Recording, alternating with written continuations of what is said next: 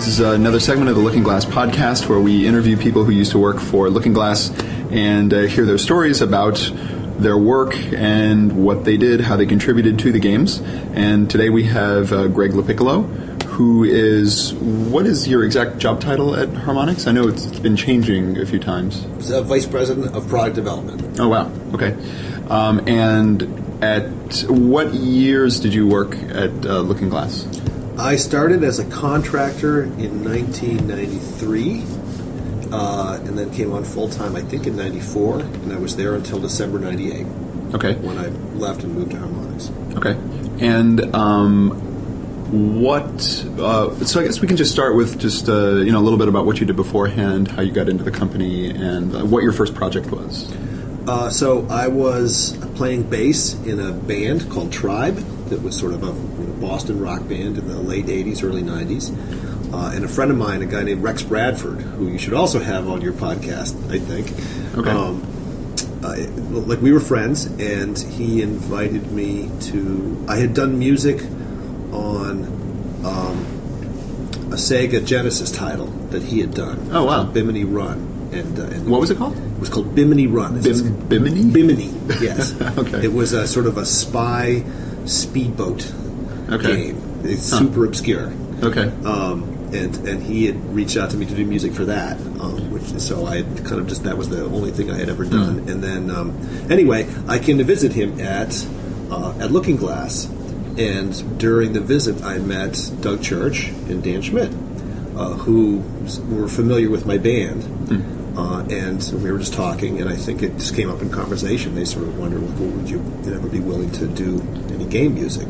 And I was doing the band full time for very little money, so I was sort of actively looking for freelance opportunities. And so I said sure, and so they brought me on as a contractor, and I started writing scores for System Shock, which was in pre-production at that point. They were just kicking it off. Okay. So was there concept art at that point? Was there a build at that point, or is it that kind of hazy? I don't remember much. Well, I remember being in meetings with Doug and Austin and I think Tim, and Dan, trying to figure out what was the storyline and how it was going to work and so forth.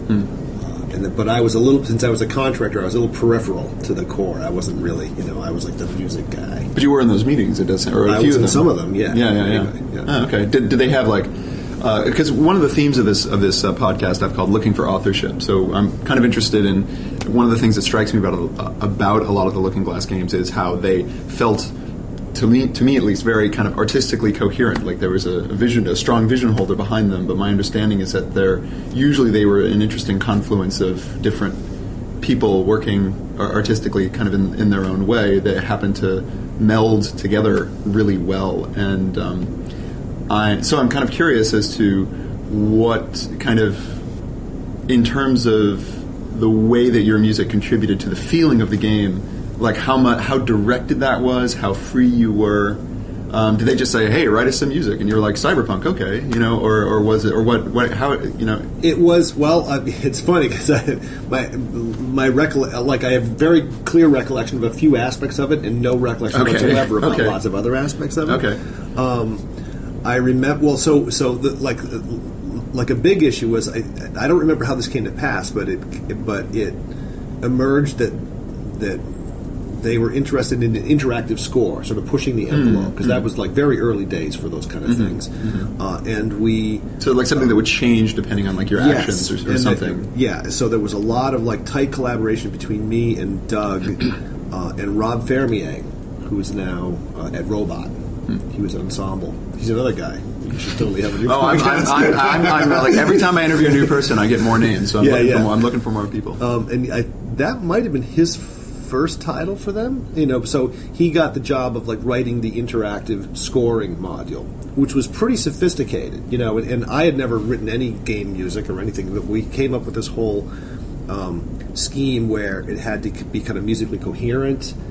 So themes could unfold over time, but on sort of 4-bar boundaries, it could kind of pull the game state and adjust its intensity level, and so all the music was written at 3 different intensity levels. So if you're walking along, it would play the kind of quiescent level, and then I think if monsters were within a specific radius, then it would go up to the kind of like the peril level, and then if you were actually like taking fire, then it would be go to the combat level. That's actually interesting. So, and I imagine this would be a hard thing to remember, but whether or not that happened, even if you couldn't see them, like if we're in a radius, but they were on the other side of a wall, it's almost like if the music changed, it would sort of be anticipating, something without kind of the music is telling you. It's not just reflecting something you already know. I don't remember the specifics. Yeah. I'll bet there's other people you could talk Probably to. Other people I could talk to who could say remember, exactly what it was that triggered it. We took a lot of tuning, but it ended up working pretty well. Yeah. So you'd be cruising along, and it would kind of dial up appropriately. And then if you won any specific battle, and for some of the themes there was like a little kind of resolution bit that would play.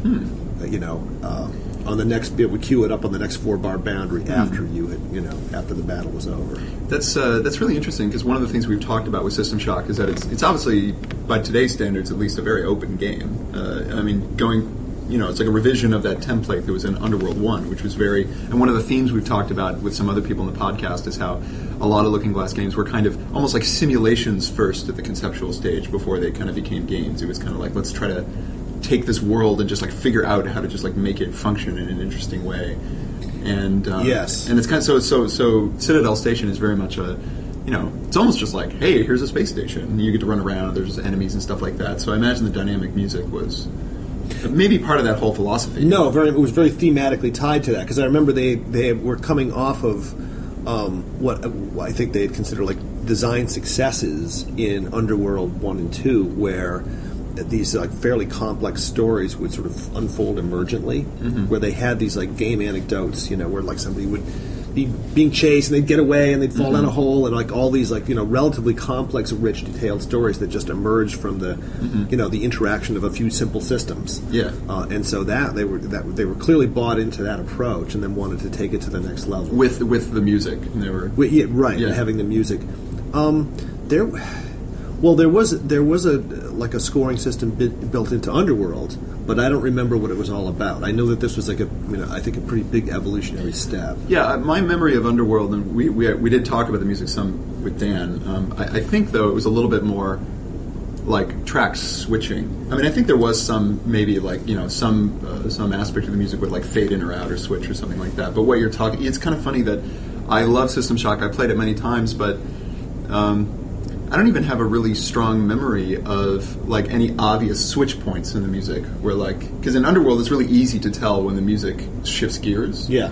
And in System Shock it's really hard to tell when the music shifts gears. It feels more like this fluid stream. We came up with this whole system I think actually worked relatively well, because it would be these 4-bar blocks, and then like melodies kind of through composed on top of them, then they'd be chopped up so that at any given time, so there was like multiple parts that would work. It was like this matrix, right, of like stuff that would work horizontally and vertically. So that the splice points were fairly well camouflaged. But it could dynamically kind of like dial itself up and down. Yeah, that's actually really interesting. It's making me, and I'm sure, I don't know if you think there's a connection here, but that makes me think of like frequency. With the way you have these tracks that you're kind of putting stuff together, or not maybe that's too tenuous a connection. That was more. Well, no, I'm thinking about that. And more driven out of like that was more music centric. Like here's a song, okay, and all this, let's kind of lay the song out. To me, it was like going into it like thematically, it was for me a microcosm of how Looking Glass was at that point, because there was this like incredible sense of possibility where like nobody was experienced enough to know what couldn't be done, and so people would just posit all this and they were again, I was at that point very very much on the creative periphery. Like I was just being contracted to do this one thing, but would that also have to do with the industry too? When you say like we, do you mean just like the people there, or yourself as somebody who was coming in to the industry at that point? Because it was also like the early days of 3D games. I would say both. Right. Like the sort of people doing sound and music for games. It was very much like everyone was kind of working on their first game or their second game. Like there was not. it's interesting to reflect back on it, like all because it was super guerrilla, right? I had like a Mac with an digitized audio vision card. What ended up turning into Pro Tools like 30 years later, Wow. or 20 years later, whatever. Wow. It was a 4-track card. I remember going to the garage to fix my car, and with a portable recorder and a mic, saying, "Okay, I need sounds," and getting like power drill sounds, and having my mechanic like bang on stuff, hit things with wrenches and so forth, just to get the raw material to turn into all the sound effects that ended up, being in System Shock. That's actually really interesting because you didn't just do the music, right? You did the sound design. First, I did the music, and then they needed sound effects. And there was two. Well, it kind of went in 2 stages because the first version of System Shock was floppies, and so there was no room for speech. Like there was like it was all text. Because all the music was MIDI, Yeah. and that was a whole like nightmare of of. Well, I'll come back to that. But so there was a like finite set of gunshots and just basically like one-shot sound effects that for the game, and then for the CD version, that was the point at which we had enough storage space to do speech, and so then we went back and there was all these. And now I don't remember this. What I'm guessing is true, but I don't know is true. Is like all those speeches were probably text in they are floppy version. Yeah, they are. Okay. Yeah, they definitely. I know because I've actually played. I haven't played through it, but I've played enough of the floppy version. Yeah, it's basically So then it was my job to go around and recruit, through the company, like all these people to play the parts of these things, and then I had to take them back, to my little, my little ghetto setup and. Put in ambient beds and, turn them into these little audio vignettes where like, oh, we're trapped in the, with whatever, the infirmary and the mutants are trying to break in and, all this. So like building zombie Last Stand kind of. Exactly. Kind of dialogue. And right, which persisted all the way through like, Shock 2 that, Irrational did and so forth. But even in BioShock too. That's what BioShock is all about as well. So. But that was all from the ground up. It's like, okay, we have whatever it was like 100 something little vignettes, and each one, and then a lot of work went into the Shodan sound design. That's actually that's of course really interesting as well because it's not just recording a voice. Isn't there a lot of distortion and a lot of post on that voice to create the Shodan sound? Yeah, and it was all laboriously hand done. Because now you can just get plugins that just like, all that stuff is like free.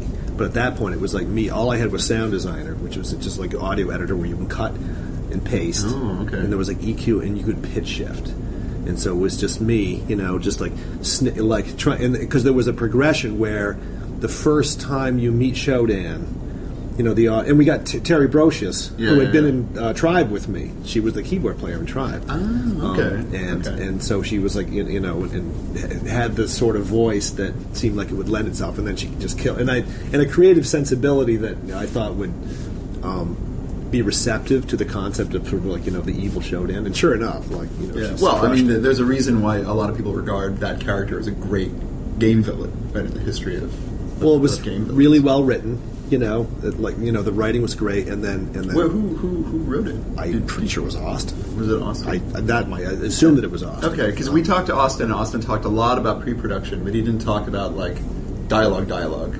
So maybe he did. I think it was Austin. I mean, other people could tell you better than me. But okay, cool. Yeah. So it was a great character, like great written parts.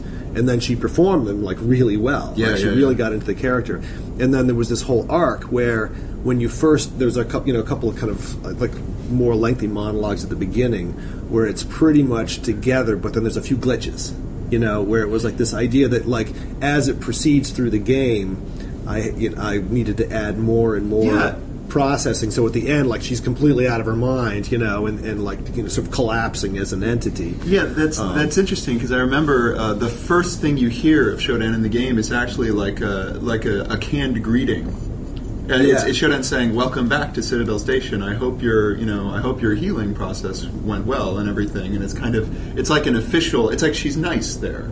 It's like an official greeting, but then there's those glitches like you were talking about. Just a little bit, yeah. But I feel like a lot of people have forgotten that about the character. Sort of like that's not the image people have. It was almost kind of like GLaDOS in Portal at the beginning, but then there's like this erosion over the course of the game, which you're saying was a very intentional part of the character. Yeah, and then the sound design was intended to match that. Where basically her like speech processing facilities would degrade, as you proceeded through the game. Which is one of these things that I signed up for, and then had no idea of how much work it would actually be. Where it was like late nights, just minutely chopping up these little tiny bits. Because she doesn't have a huge amount of dialogue, right? I mean, it's not like pages and pages of text, is it? Or no, it wasn't. But it's like short snippets that needed a lot of work. Yes, exactly. What I discovered is to get the effect, like the really cool effect, which was kind of ripped off from, I think it was Max Headroom. Did a lot of this, which was sort of like, or it was kind of almost jitter or something, or kind of repeat itself a little bit. For yeah, exactly. Where you'd have or say occasionally something like the pitch would spiral up, like she did like fixed on some word, and they would go up, Yeah. But that would be like, okay, you'd paste a bunch, and then you'd individually pitch shift each one. There might have been smarter ways to do it even back then, but I didn't know them. Right, all I had this a little simple tool and time. Wow, cool. Yeah, it was fun. That sounds that sounds really cool, because you're right. Actually, I that's an interesting insight, because I personally had never thought about at the time how hard it would have been to do those kinds of effects. Because now, of course, you hear that now. Like if you play that game years after the fact. Yeah, now you press a button. Like now you just be like, oh, how do they clearly just recorded somebody, and then 45 minutes later they had the final Shodan voice, right? Whereas no, it was like stone axes.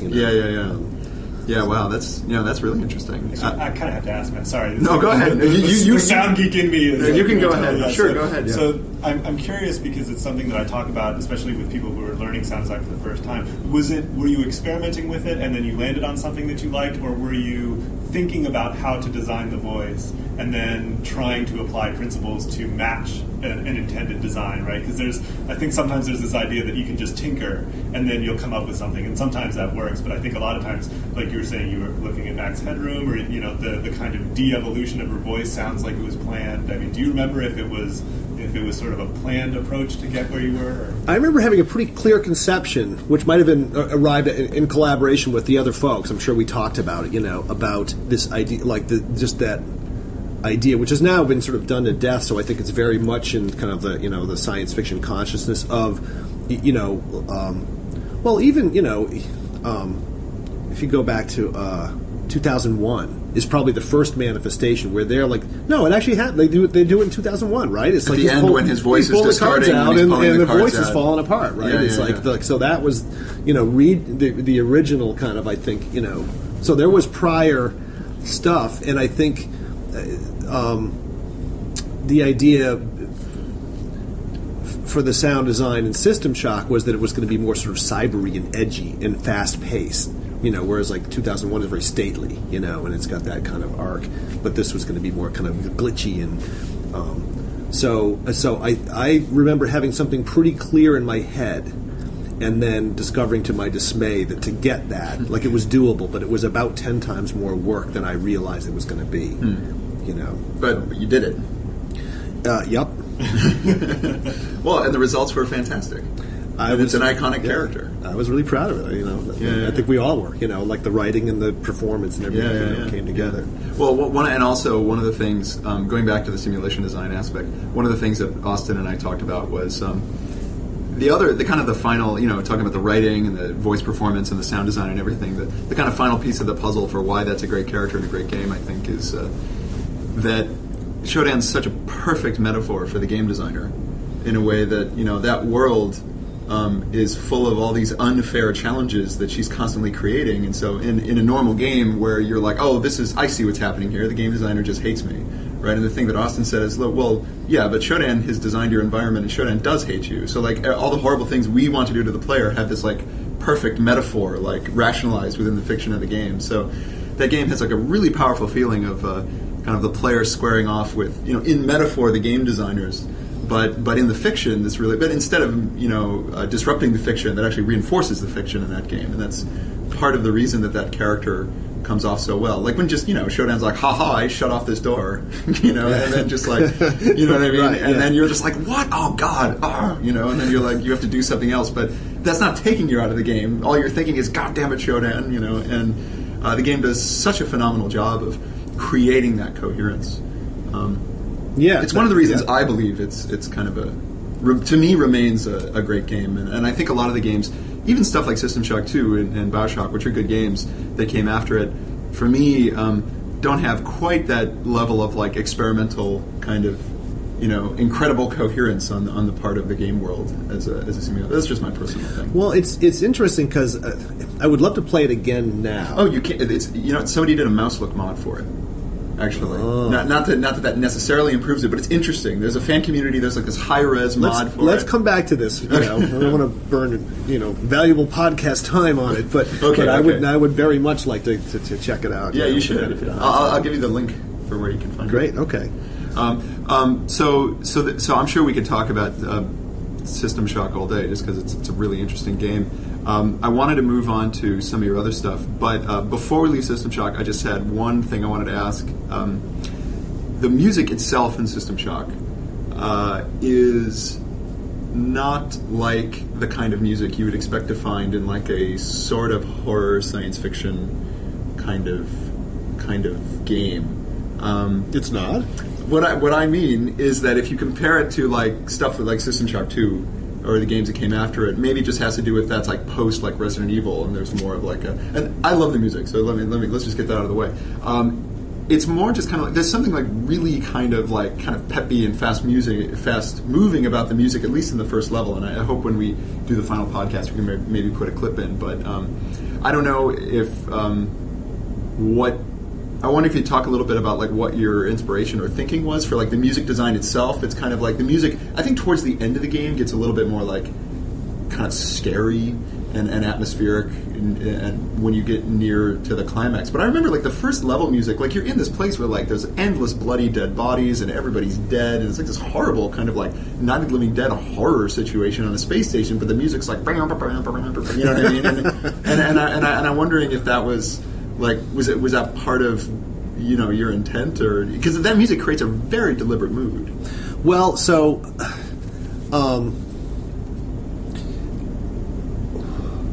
it was kind of a blank slate, because certainly the team was like, go write some music, and then there were a few levels that clearly need for which there was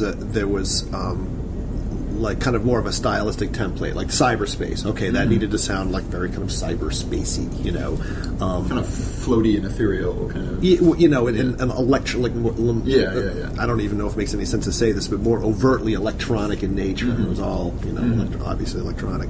And then I remember the reactor level was sort of ponderous and weighty. And then I think maybe the Residence or one of the other ones was more contemplative and quiet. So there's a few that had a theme that made sense, and other than that, it's like we needed to crank out a lot of music, and I would sit there and just try to come up with ideas, and at some point everyone was like, okay, put it in the game, that will have to do. Like any creative project, you run out of time and you go with what you have.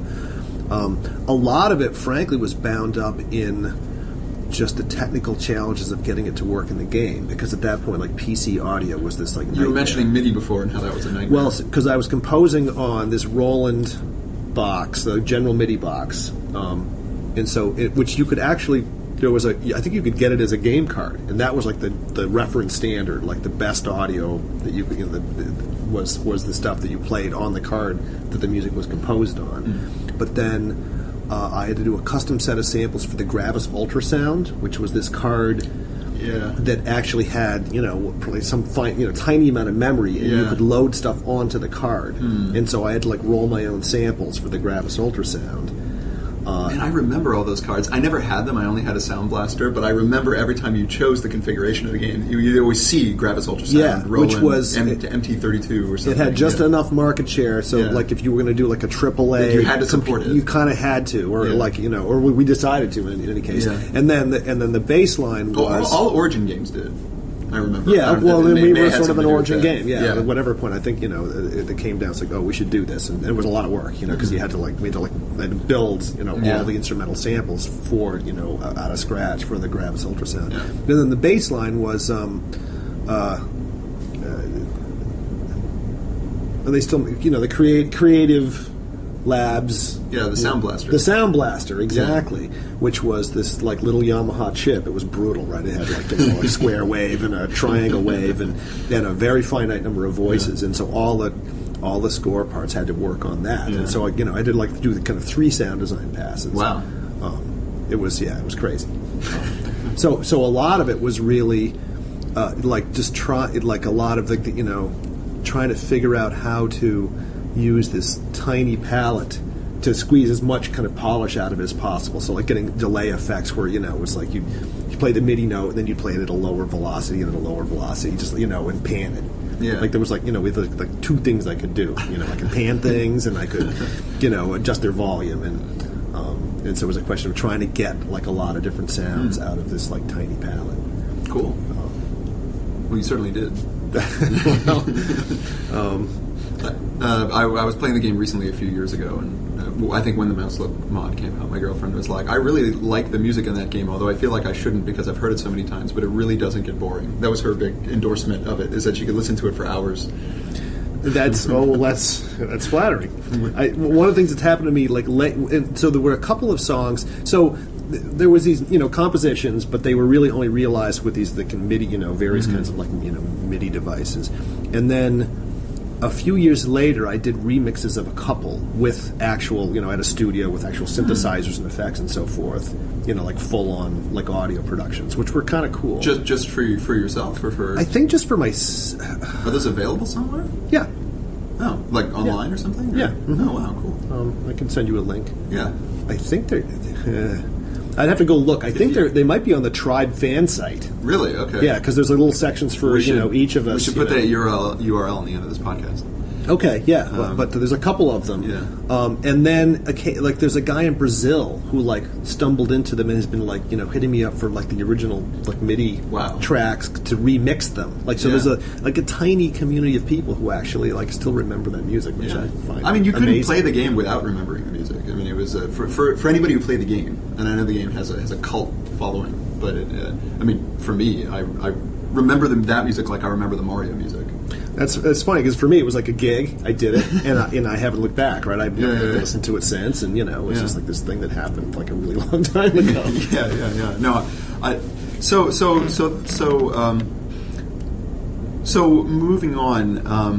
I know that then you were hired full time, and then you eventually. I would like to talk about Thief, but I'm wondering if there's something sort of in between. Because I know that you were you were the project lead on Thief. Is that it? I ended up as the project lead on Thief. Okay. Yeah. And now, did you do some other sound stuff in between that, kind of moving up to that point? Yeah. So I was originally just composing music. Then they needed sound effects, and so I took that on. Mm-hmm. And then they needed speech recording and editing, so I took that on. And that's all in System Shock? That's all in System Shock. Okay. And then Terra Nova was entering development at that point, and it was too much work for me. So then I reached out to Eric Brocious, and I said, actually Eric and Terry, I think I said, there's work here, and if you'd like it, then we can set you up. So then they started freelancing,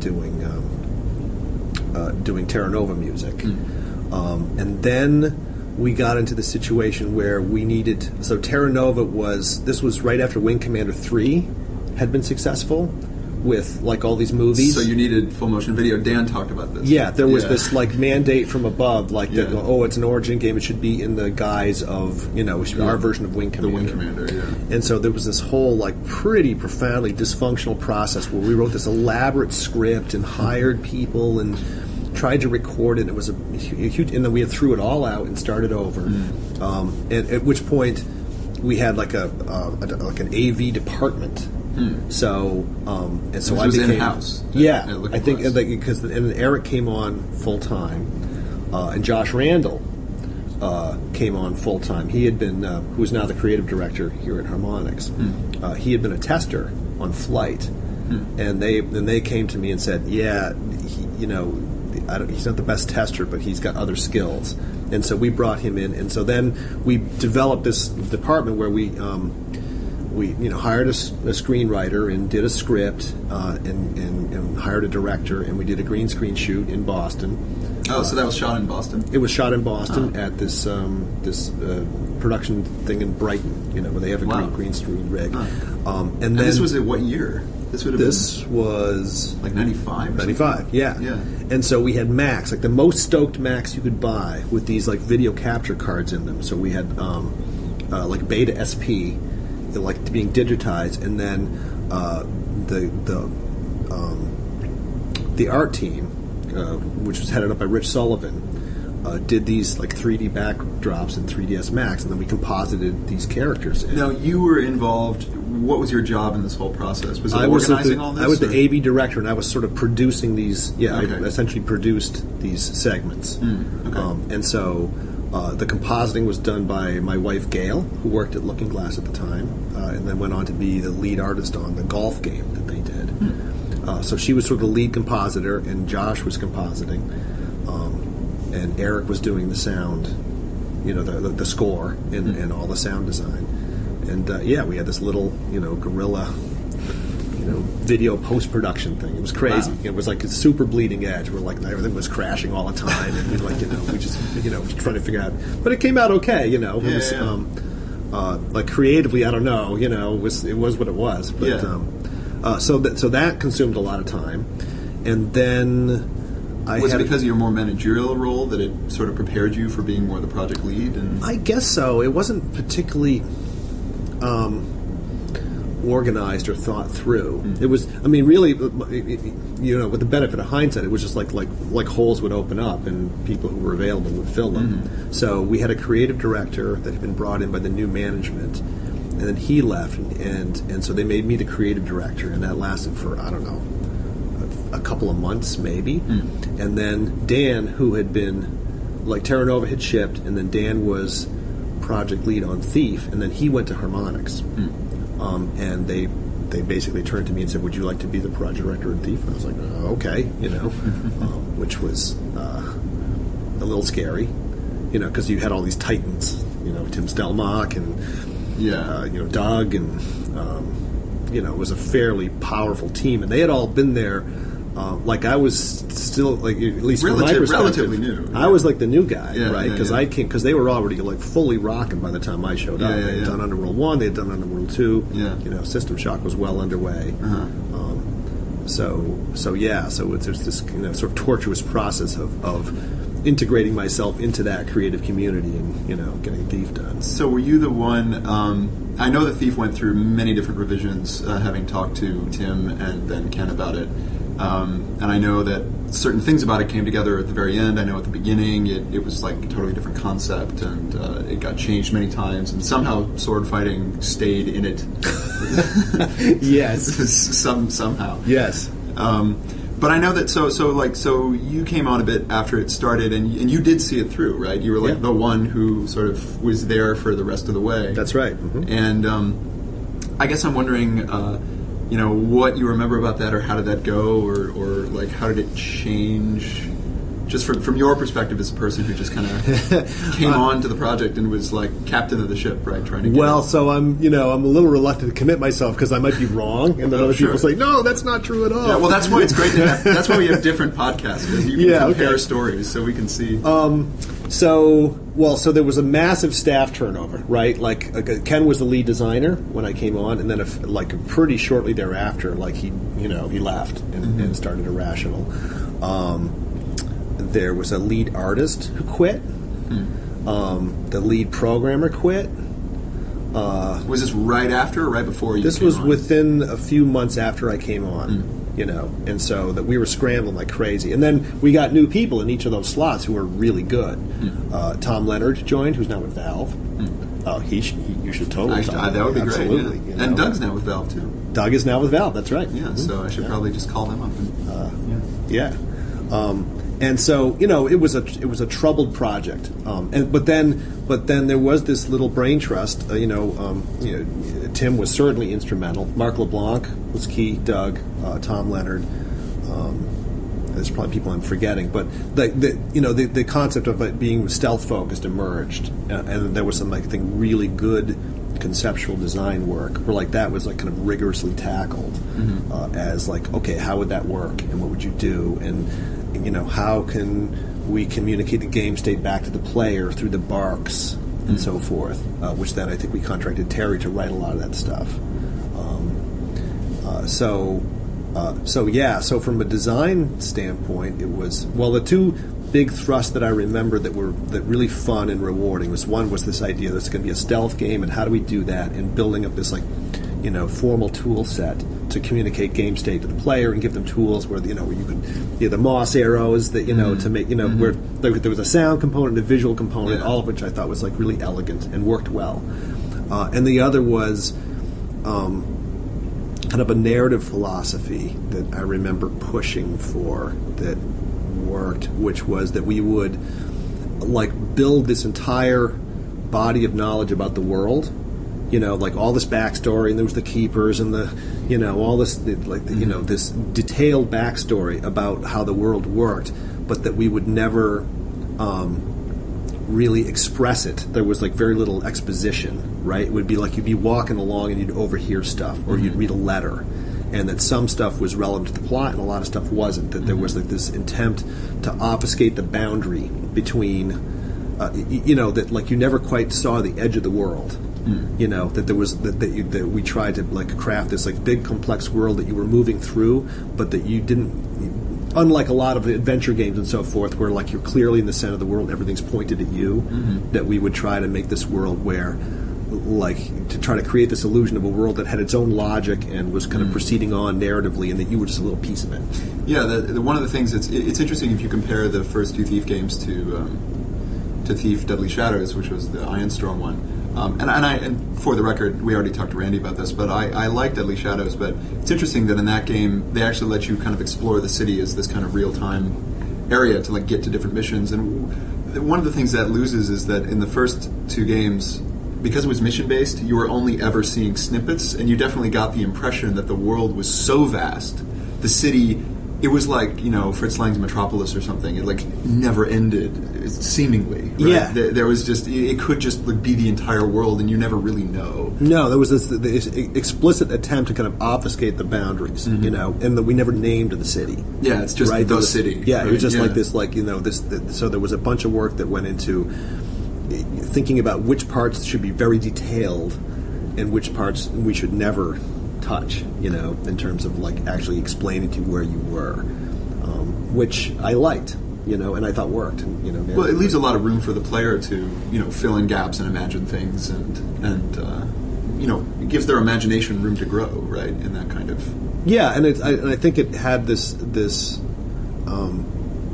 effect of sort of like focusing you experientially on the stuff that we wanted you to focus on, and not getting too bound up in a way, because really it was all about you like sneaking around and knocking out guards and so forth, and it wasn't necessarily so much about the story.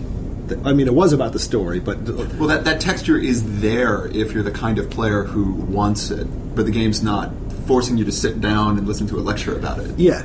Exactly. That's really the point, right? It's like it was an attempt to get away from that, like a giant scrolling thing of text, or you're standing in front of some NPC and he's like laying out all this stuff, that it would be more interesting just to absorb that in these little snippets, that you would overhear. Well, yeah, because I think part of the philosophy is that kind of narrative information should be in the world anyway, right? It should just be reflected in the world anyway. And if your exposition is really good, then it won't feel like exposition. It'll just be a feature of your level design or the NPC design, and the fact that people are talking about what they're doing that day, and what they're doing that day has to do with the world that they're in, because it's a unique world, and and overhearing stuff like that, it's very profound. Like the sense of that world is so thick in that game that you can't be in that world without absorbing that kind of information. Yeah, and given that you're a thief and you're always, you're sort of an outsider and you're always in the shadows, you're playing this essentially voyeuristic role. It's about observation. Yes, yeah, and that was like another thing, like, and it was I think one of the big leaps for us, which was scary, but that I'm sort of proud that we pulled off, was this idea that, because we were going against like Doom, and things like that, where it's like boom, boom, boom all the time, and like, could we make a game where you would be entertained by like just standing for a minute someplace and doing nothing and just watching some dude, walk around a corner, and like, how long will it be before he comes back the other way? And then it ended up, for some people anyway, like really working as an entertainment experience. But it was not a foregone conclusion that was going to work when we started. That's actually interesting, because the year that came out, 1998, Metal Gear Solid 1 and this other stealth series, Tenchu, for the PS1 came out. Yep. And it was weird, because it was like, I don't think like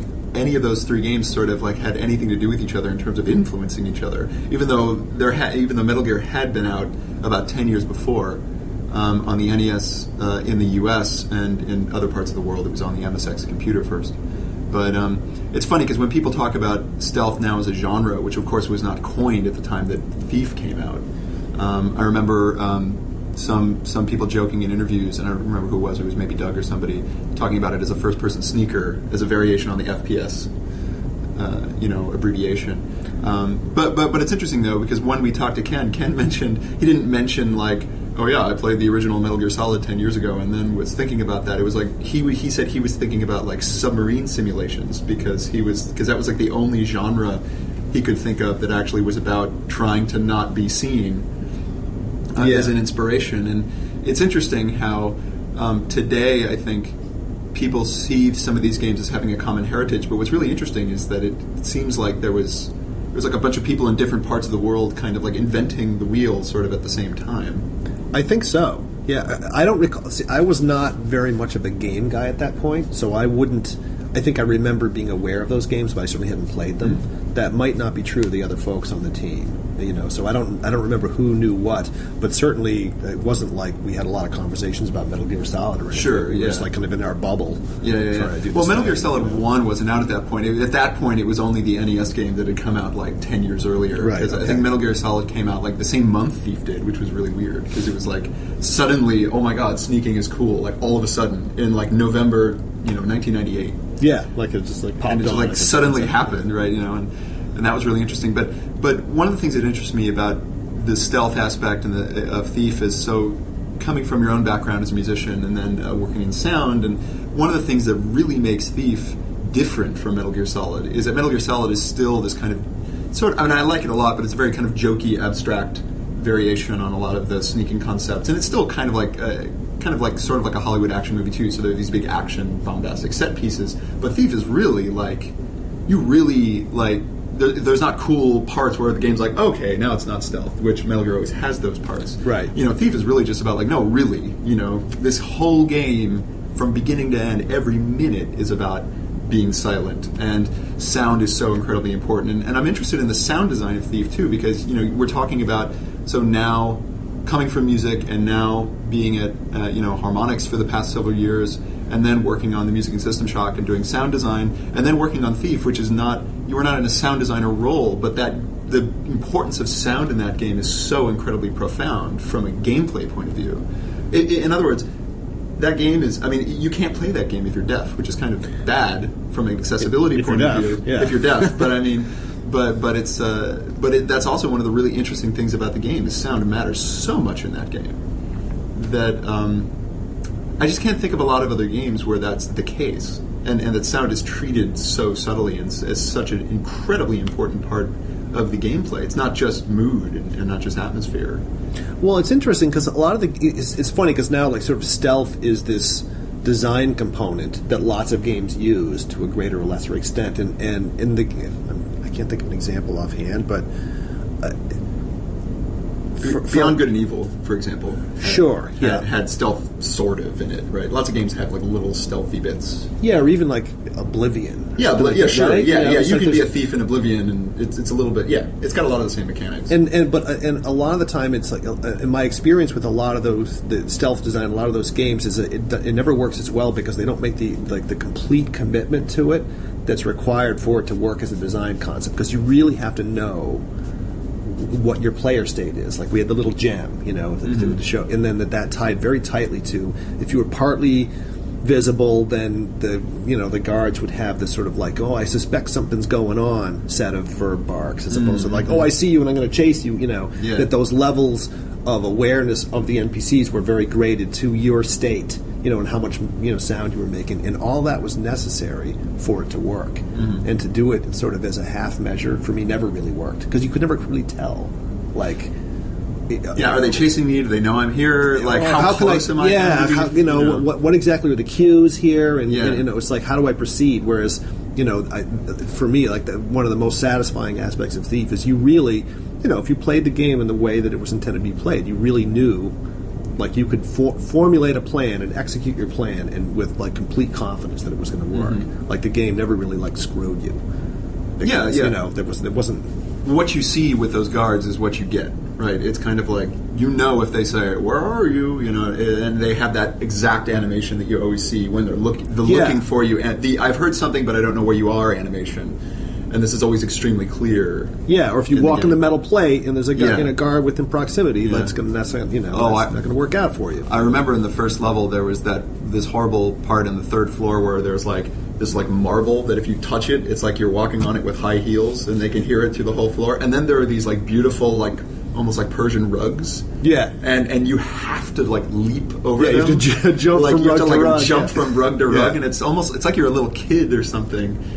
But you're in this incredibly dangerous situation. It's one of the things I really remember from that game, where it's like, holy crap, is this floor really that loud? But I remember there was some entertaining snark, post chip about like, okay, this is a cool game, but what's up with this guy's shoes? He's like a thief, but he has like he's wearing like tap shoes. Yeah, exactly. It's like, if you're a thief, why would you wear tap shoes? You think that he's put socks over his shoes. And, he'd be fine, kind of a thing. Greg, sorry. Go ahead. Do you remember? Because I'm curious, especially from a project lead perspective. Do you remember how, from the design perspective, privileging sound affected the kind of budget grab, especially, because sound is notoriously large, right, in terms of the sound files. And so it's like one of those things where it's like artists are always trying to grab at some of the memory and the storage space for their own assets, and then sound is always, so there's always this kind of perceived of conflict between the departments with regards to the storage space. I don't remember that as being it could have been I don't remember it as an explicit conflict. I remember there was some technical hurdles that were pretty daunting, where we basically the whole thing of sound occlusion was critical, and so we had to build into the engine, which was our own homebrew engine that Sean Barrett sort of built on his own in essence, that with our own editor, that the level designers had to do this whole parallel pass of you'd have a room, and then you'd have to go back and do the sound version, right? You'd have to grow a cube, for the room, and then a cube for the hallway, and they were all tagged so that sound would travel through the appropriate things, and then there were all these bugs where two sound volumes wouldn't line up, and so the sound wouldn't pass through them, and so forth. And then it was a lot of work to implement and debug the sound propagation system that was living in parallel with the Tim mentioned something about that sounded interesting, that he said it was almost like an emergent feature of that system, that because of the way that the kind of sound areas were designed, that you could if you leaned into a door, if you put your ear up to a door, you could hear what was in the room, and if you were standing outside the room, you couldn't. Yeah, right. Which was not designed in a GDD somewhere, but it was just kind of that happened. It was oh, that's really cool. So that's right, because game. We had these volumes, these invisible volumes that that affected the sound propagation. Yeah. No, that's really cool. I did actually want to ask, when I first played Thief, I had a Diamond Monster 2 sound card, which had this kind of true 3D. There was these. I remember at the time there were these warring 3D standards. One of them was the Creative Labs EAX, whatever it was. That's right. Yeah. But then the other one, which is the one I had, which was way better. It was basically. And I remember hearing. I don't know much about the actual sound technology behind it, but I remember hearing that the Creative one was kind of a bunch of kind of cheats for 3D, where it was just some weird effect stuff with reverb or something. But then the other one, it was called A3D or Aureal 3D or something that. Mm-hmm. And that's how I played it. And I played it in the dark with these really good earphones. And I swear to God, it sounded like somebody walking behind you. The 3D sound was phenomenally good. using that particular hardware. And I'm wondering if, like, did you, sort of like you were saying with System Shock, you had to design for all these audio standards. Like, do you remember that process at all? I remember, well, that was all Eric. So I was sort of, involved sort of in an oversight sense, but not like really in the details. I remember committing to EAX, and my recollection of that, for what it's worth, was that the real value add there was not so much 3D directionality, but it was that they had like a digital reverb on the card that you could tag spaces with the different sizes. So if you're in the giant cavernous space, it would put up the appropriate reverb, and if you were in the little tight hallway, so that it was really ambience generation. And we did support that. I remember putting some work into that. Whereas the A3D thing or whatever it was called. Yeah, that's what I remember. That was this fancy algorithm that would do like phase cancellation to basically, do point source localization all the way around your head. Yeah. And it was very cool. It was really cool. I mean, I have to say that I still have that card. And I've been intending to build like a Windows 98 machine just so I can have people play Thief with that card because it's real 3D sound. Yeah. And it really is amazing if you're playing that game with real 3D sound. I mean, you hear shit behind you. Like, it's in the room. Yeah, it was totally cool. And my recollection, which, again, it's like Eric would remember probably better than me, was that if you supported the SDK, that you got it for free. Like, it wasn't a lot of work. Basically that you would just pass, directional information to it, and it would just do the calculation and just like put the sound up. Whereas EAX was like, no, you had to tag every space. Yeah, you had to like design the whole world with it. Yeah. Cool. So one of the things that I've been asking people on the podcast too, and I think we're kind of just building up to this with talking about sound, is so you left. When did you leave to go to Harmonix? December '98. And that was just, so that would have been like right after. It was. I knew that I had known that I was going to leave. I think as early as August or September, because I was recruited by Alex and Iran at Harmonix at that point, and what I had told them was like, okay, but I need to see this through, and this is how long it'll take, and I think it finaled in November, I'm guessing, and then basically the day it finaled, I gave notice. Yeah. I remember playing it in December. So. Yeah. So that makes sense. So so you had this, I guess,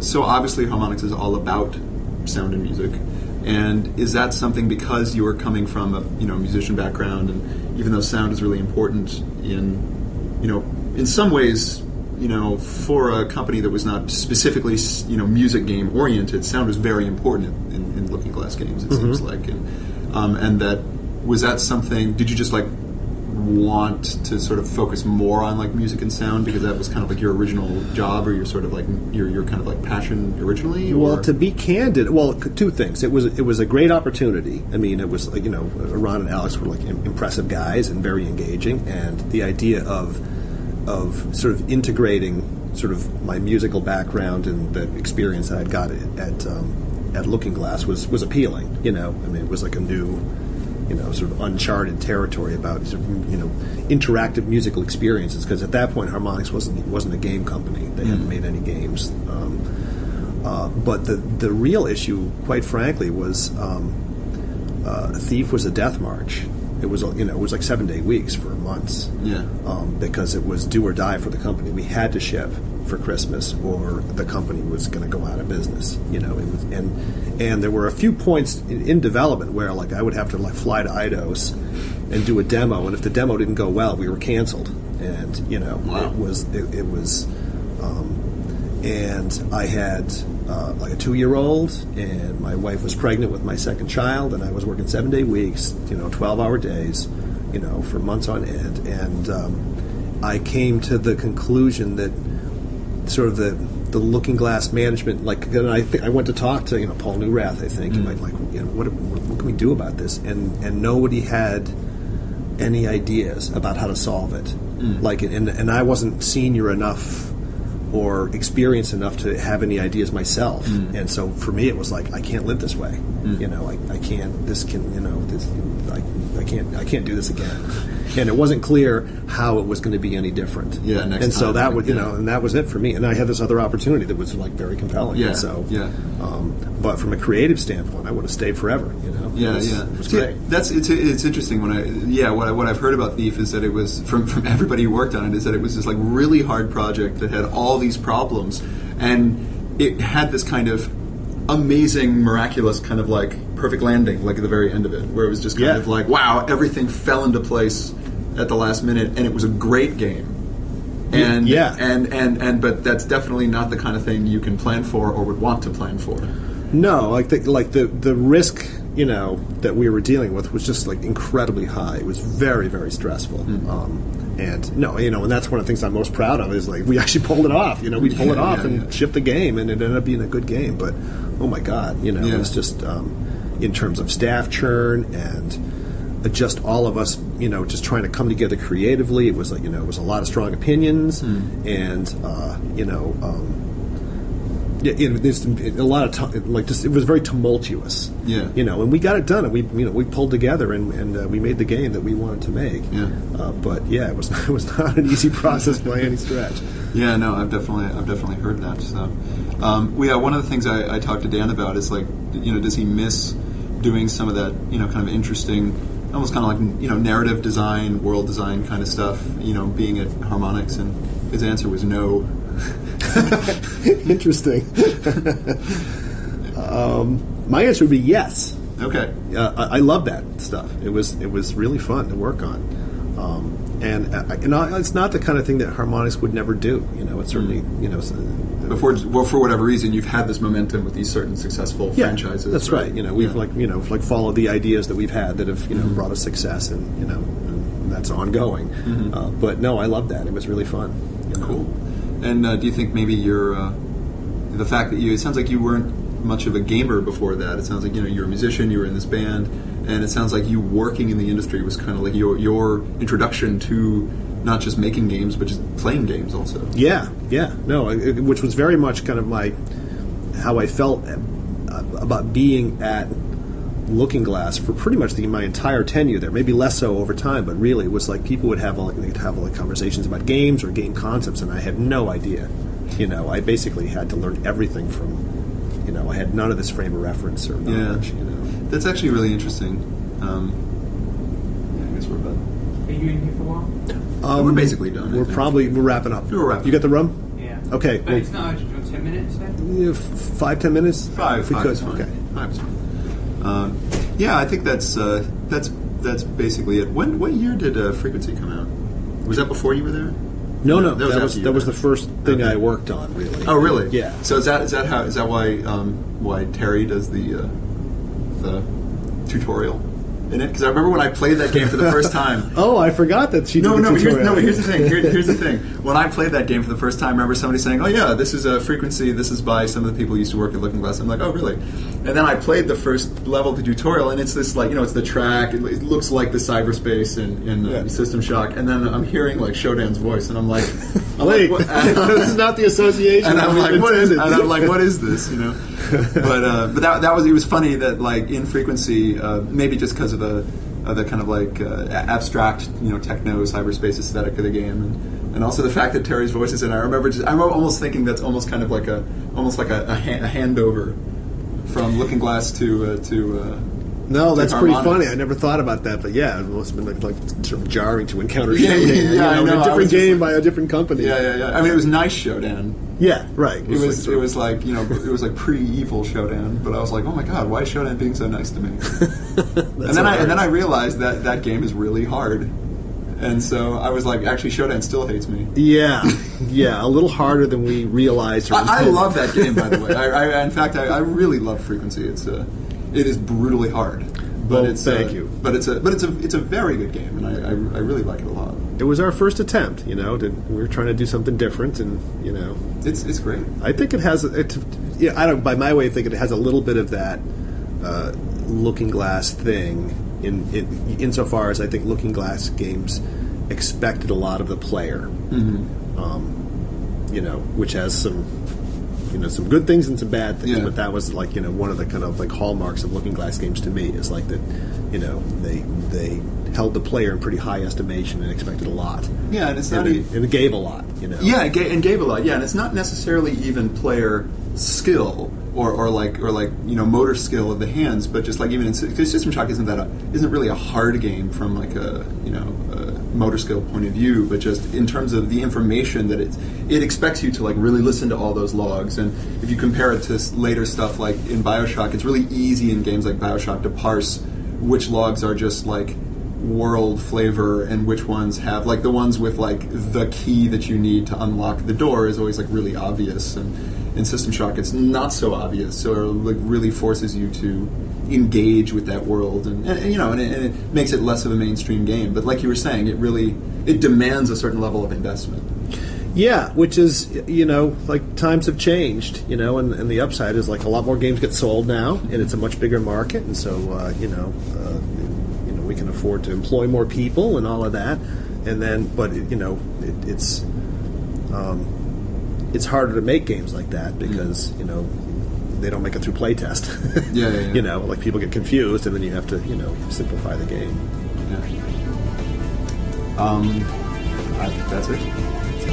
All right. Thank you very much. Thanks for having me.